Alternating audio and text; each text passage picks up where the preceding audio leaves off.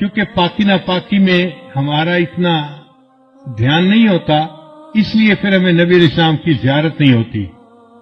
بہت سارے لوگ یہ کوشچن پوچھتے ہیں کہ جی اتنے سالوں سے ہم کوشش کر رہے ہیں کہ ہمیں نبی علیہ السلام کی زیارت نصیب ہو، مگر نہیں ہوتی۔ عام طور پہ جو ہم نے بزرگوں سے سنا ہے اس کی دو وجوہات ہوتی ہیں، ایک نگاہ ناپاک ہوتی ہے اور ایک بدن یا کپڑے ناپاک ہوتے ہیں، جس کی وجہ سے زیارت سے محروم ہو جاتے ہیں۔ اگر ان دو چیزوں پر محنت کریں تو اللہ تعالیٰ زیارت نصیب جلدی فرما دیں گے۔ نگاہ کا بہت زیادہ پرہیز کریں،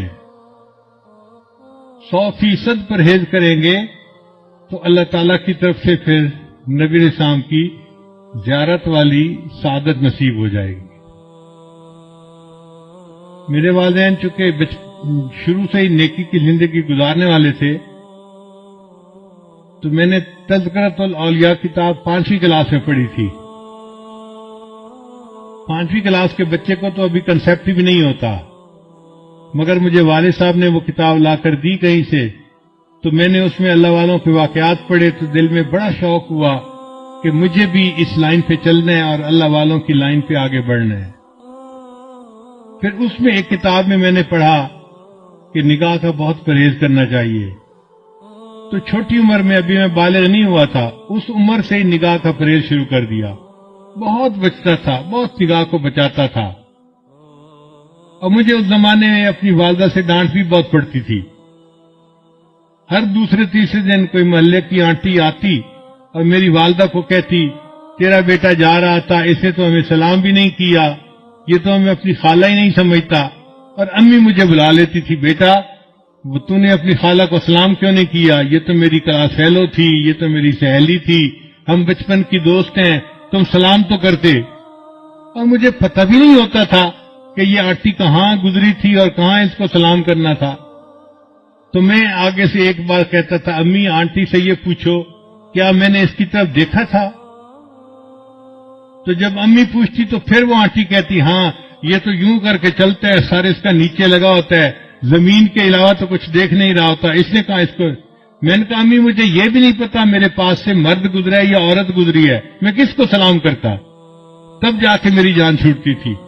لیکن اندر اندر مجھے بہت غصہ آتا تھا ان آنٹیوں پہ، سارا محلہ خالہ بنا ہوا ہے، سارا محلہ آنٹی بنا ہوا ہے، اور بس ان کو سلام ہی کرو چلتے ہوئے۔ لیکن نگاہ کی اتنی حفاظت کا بہت فائدہ ہوا۔ مجھے آتے جاتے جوتوں کی آواز سے پتہ چلتا تھا کہ قریب سے کون گزر رہا ہے۔ عام طور پہ مردوں کے جوتوں کی آواز اور ہوتی ہے اور عورتوں کے جوتوں کی آواز ڈیفرنٹ ہوتی ہے۔ اس سے اندازہ ہو جاتا تھا کہ قریب سے گزرا کون ہے، ورنہ کپڑا بھی نہیں دیکھتے تھے کہ قریب گزرنے والا کون تھا۔ اتنی نظر کی حفاظت کرنی ہوتی تھی۔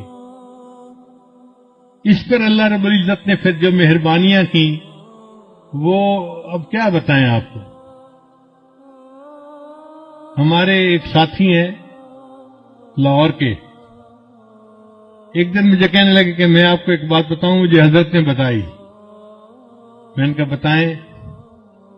کہنے لگے کہ حضرت نے مجھے بتایا کہ دیکھو اس وقت آپ کسی مسجد میں کھڑے تھے، آپ کی طرف اشارہ کر کے حضرت نے کہا کہ اس بچے کو اس وقت 100 سے زیادہ مرتبہ نبی علیہ السلام کی زیارت ہو چکی ہے۔ میں سن کے حیران ہو گیا، اور حیرت مجھے اس کی تھی کہ پتہ اس کو کیسے چلا۔ اس نے کہا جی کہ مجھے حضرت نے یہ بات بتائی تھی، شیخ نے یہ بات بتائی تھی۔ تو نگاہ کی حفاظت کا پھر یہ فائدہ ہوا کہ اللہ تعالیٰ نے 30 سال کی عمر سے پہلے 100 سے زیادہ مرتبہ نبی علیہ السلام کی زیارت نصیب فرما دی۔